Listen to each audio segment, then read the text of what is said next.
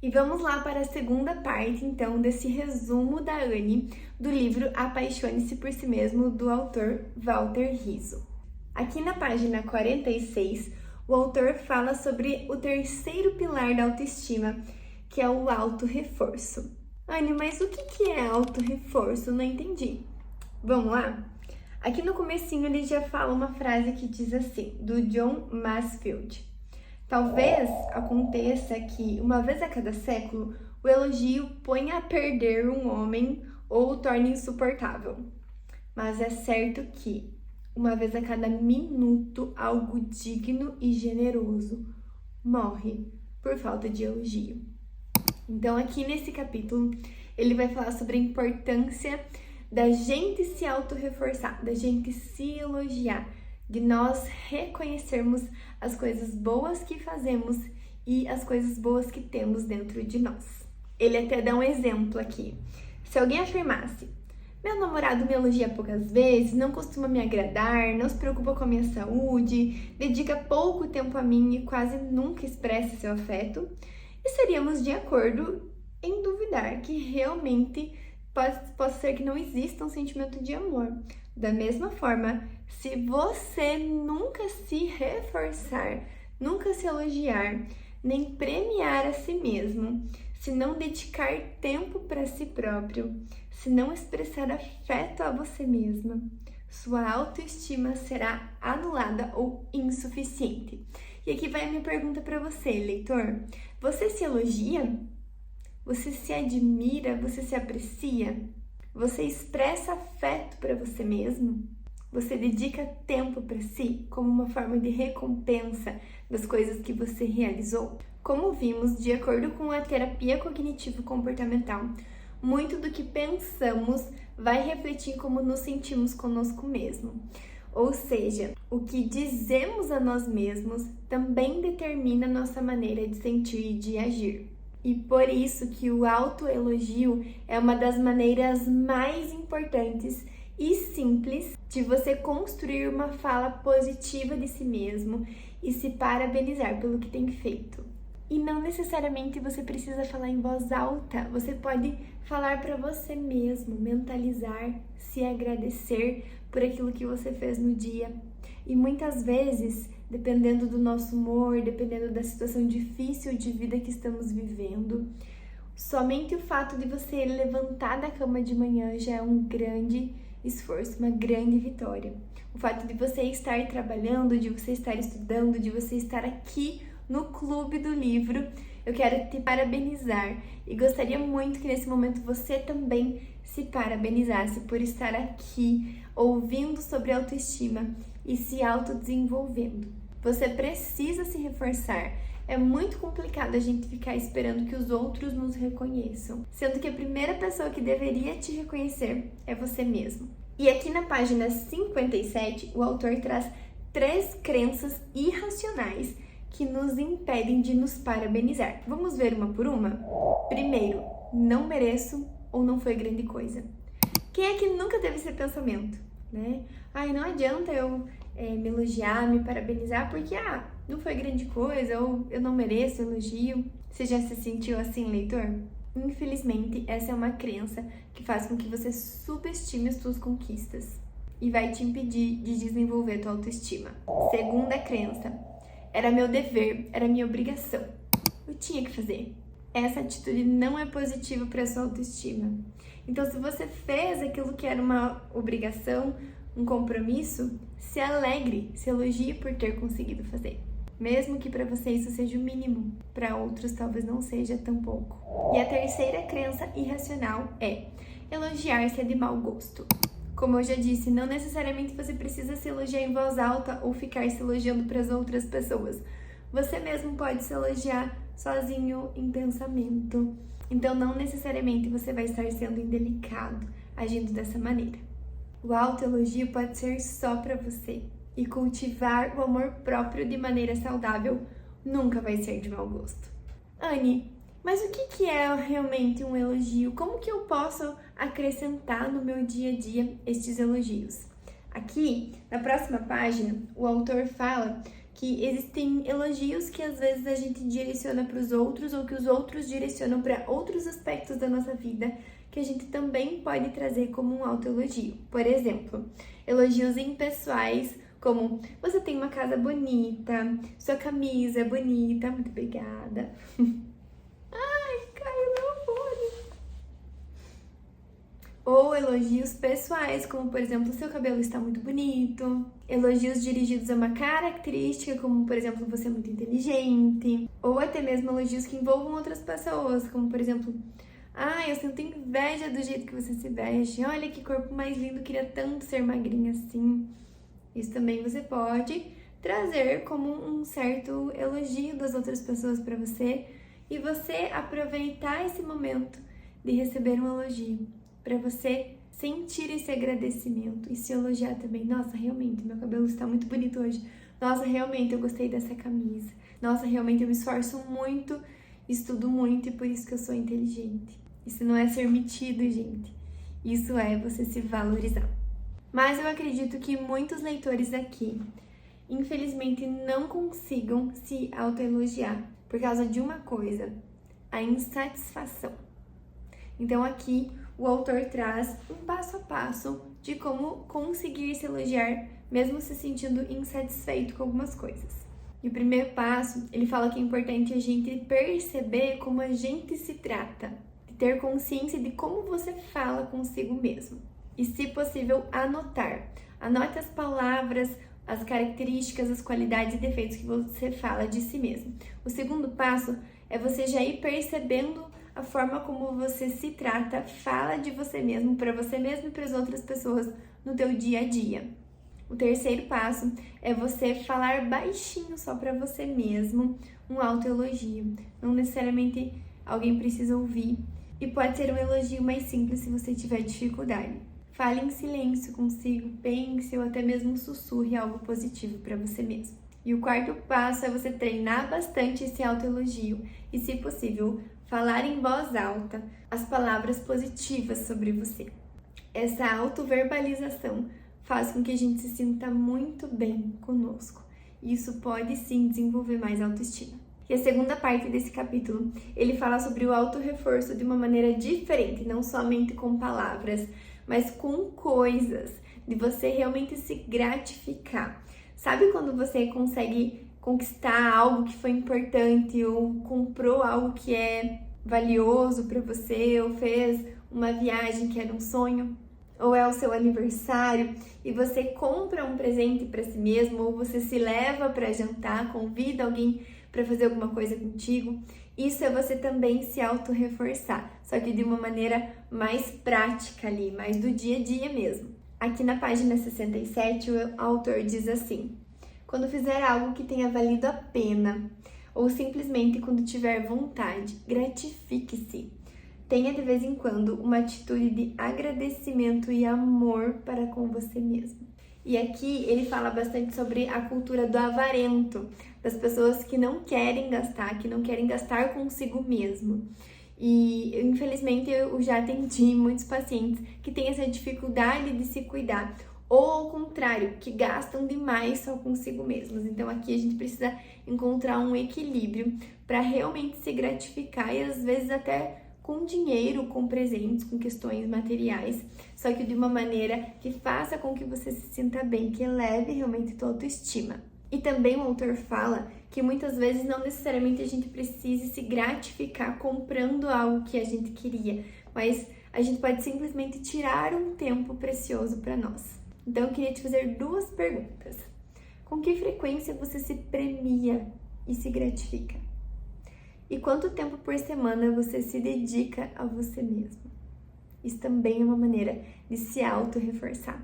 Sabe quando você tem um dia estressante e você se dá um banho longo e demorado? Ou quando você se dá um momento ali de assistir aquele seriado, aquele filme que você gosta? Isso também é auto-reforço. E aqui na página 73, o autor começa a falar algumas dicas de como melhorar o teu auto-reforço. A primeira, ele fala assim: tire tempo para aproveitar. A vida não foi feita só para trabalhar. Trabalha-se para viver e não o contrário. Então tire um tempinho para você, para fazer aquilo que você gosta, para ter um momento de lazer, de descanso.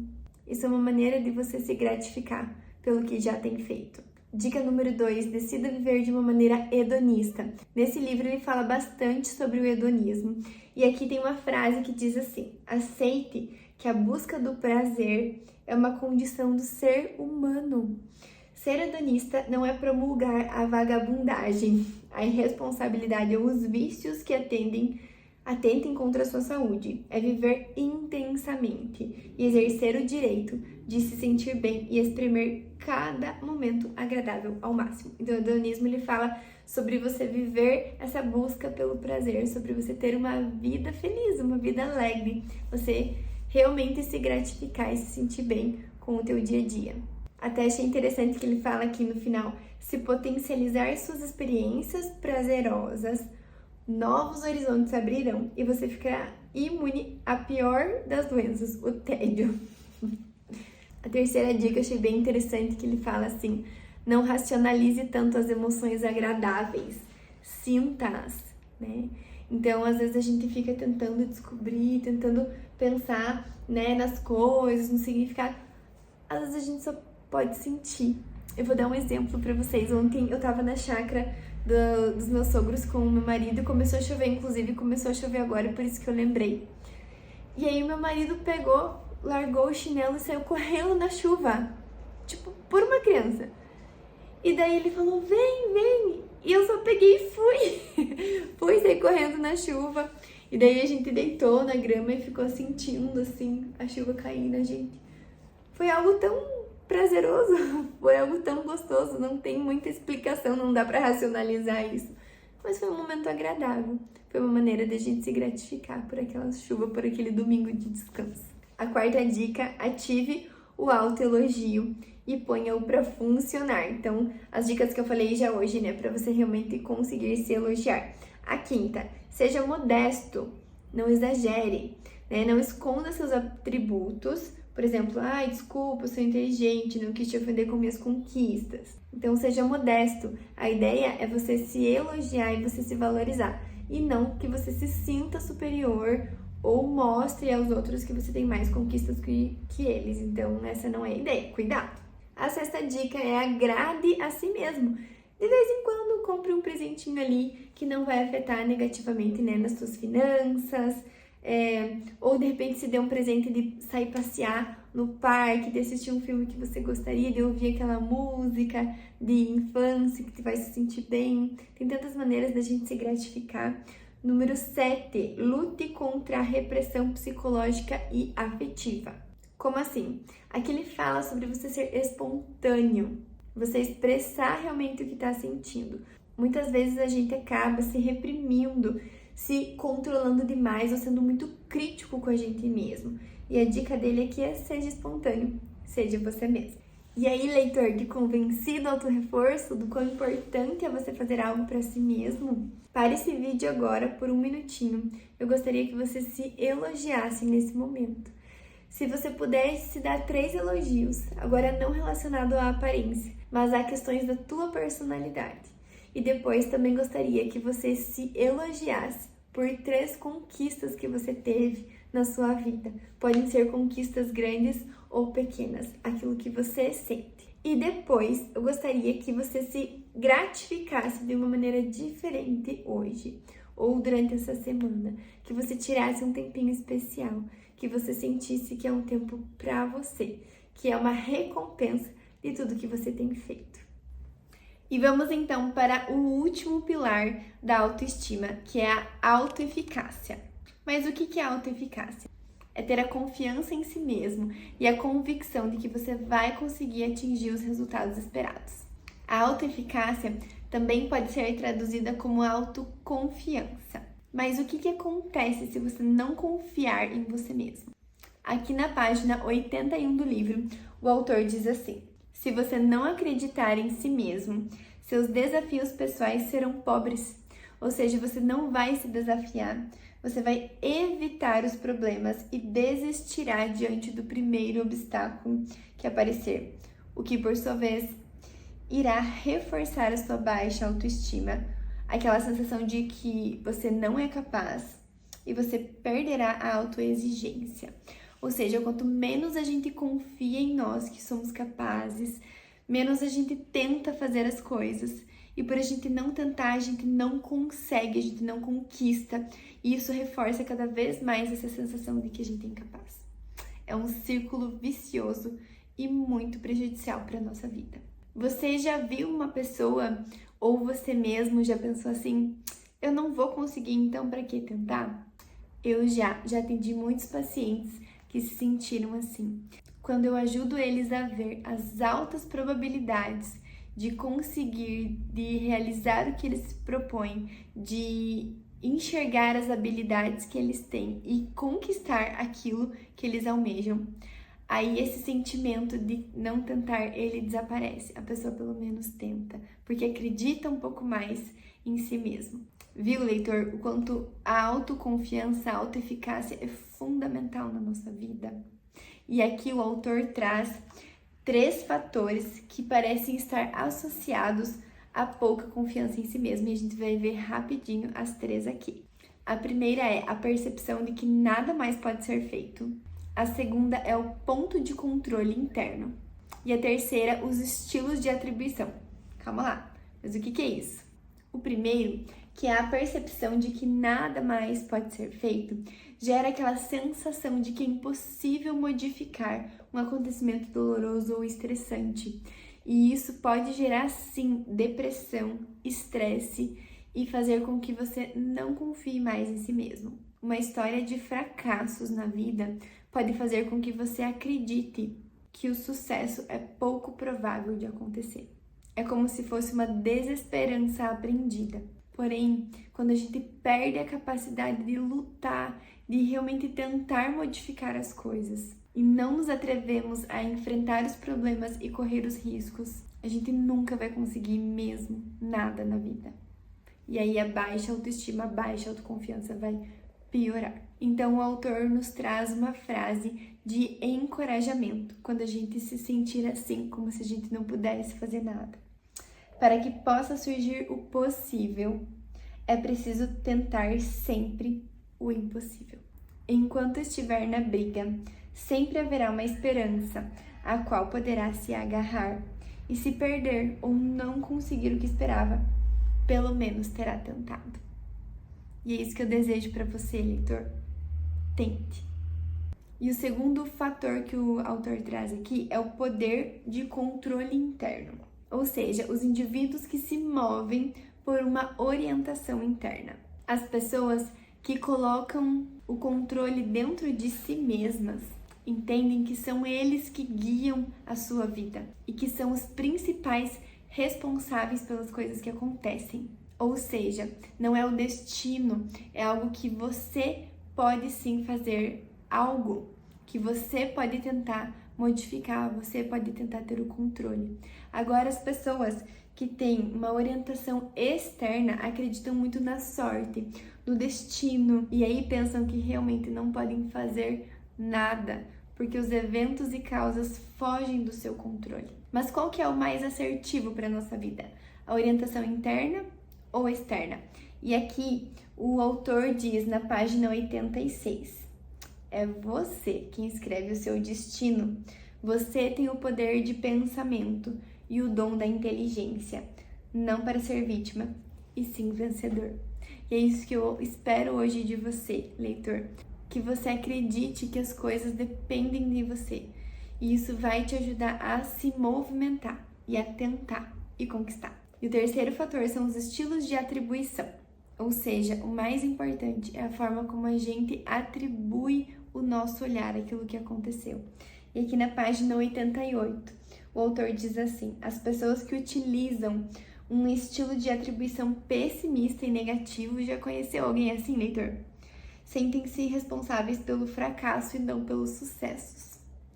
Por sua vez, pessoas que fazem o uso de atribuições racionais são mais otimistas e positivas e tendem a avaliar a situação de maneira mais objetiva e se responsabilizam pelos fracassos ou pelos sucessos também de maneira construtiva.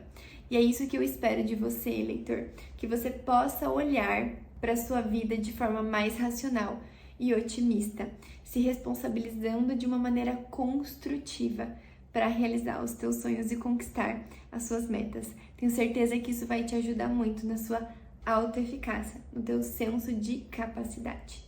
Anne, mas eu tenho medo de tentar. E se eu não conseguir? E se eu falhar? O autor também traz o quão prejudicial é a evitação, porque ela impede que a gente fique exposto o tempo suficiente para vencer o medo. Ou você quer viver com medo o resto da vida? Não, nós precisamos vencer o medo. Na página 90, tem uma frase bem significativa sobre isso que eu acredito que vai te ajudar. Enfrentar coisas desagradáveis é ruim e pode ser doloroso, mas é o preço que se paga para modificá-las e vencê-las. Quando você sentir que venceu o teu medo, que venceu os desafios que você foi capaz de enfrentar, isso vai te ajudar muito na sua autoestima. Então vamos lá para como vencer essa baixa autoeficácia. Aqui o autor nos traz várias dicas. A primeira é: elimine o não sou capaz. Esse pensamento ele é muito disfuncional. Ele só vai fazer você desacreditar em si mesmo e muitas vezes nem tentar.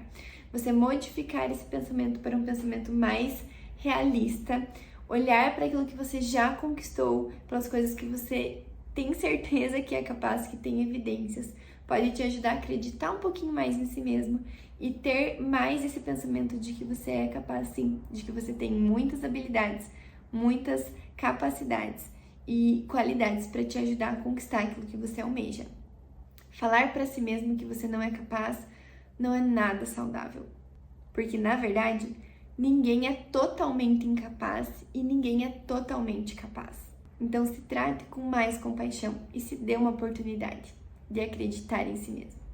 A segunda dica é: não seja pessimista. Muitas vezes a ansiedade, depressão e até mesmo outros transtornos mentais podem fazer com que a nossa mente se torne pessimista. Às vezes a gente pode ter passado por traumas ou por situações que nos levaram a achar que o mundo é difícil, que somos insuficientes.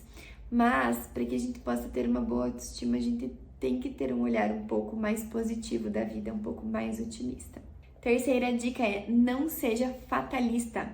Elimine do seu vocabulário as palavras sempre, nunca, porque essas palavras fazem com que você acabe se tornando uma pessoa ou 8 ou 80 e não veja as outras 72 possibilidades que existem na vida.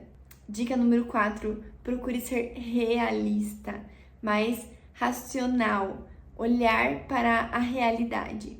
E aqui o autor traz uma dica bem interessante, que ele fala assim: pegue um lápis e papel e escreva a sua contribuição real para o bom e o ruim que lhe aconteceu.